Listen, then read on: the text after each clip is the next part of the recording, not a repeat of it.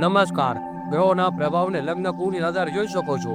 મંગળ કુંડળીમાં જે ભાવમાં બેસેલ છે ત્યાંથી જ્યોતિષ સાતમી આઠમી દ્રષ્ટિ કુંડળીના ભાવ પર પડે છે. મંગળની ચોથી દ્રષ્ટિ જે ભાવ પર પડે છે તે ભાવ સંબંધી અડચણ આવ્યા કરે છે. કામ બનતા બનતા બગડી જાય છે. મંગળની સાતમી દ્રષ્ટિને કારણે વ્યક્તિ માત્ર પોતાનો વિચાર કરે છે. સંબંધો અને વ્યાપારમાં વાદવિવાદ થાય છે. મંગળની આઠમી દ્રષ્ટિને કારણે ધોખો મળવાની સંભાવના વધુ રહે છે. સફળતા મેળવવામાં અનેક બાધાઓ આવ્યા કરે છે.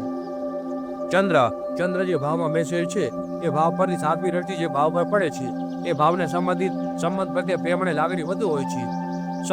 શનિ જે ભાવમાં બેસેલ હોય એ ભાવ પરથી ત્રીજી સાતમી અને 10મી દ્રષ્ટિ ભાવ પર પડે છે. શનિની ત્રીજી દ્રષ્ટિ જે ભાવ પર પડે છે એ ભાવને સંબંધી રૂકાવટો અને વિલંબ થાય છે. શનિની સાતમી દ્રષ્ટિ જે ભાવ પર પડે છે એ ભાવ સંબંધી વિષયોનો ફેલાવો કરે છે, વિસ્તાર થાય છે. શનિની 10મી દ્રષ્ટિ જે ભાવ પર પડે છે એ ભાવને સંબંધિત સંઘર્ષ વધુ કરવો પડે છે, બાદમાં સફળતા પ્રાપ્ત થાય છે.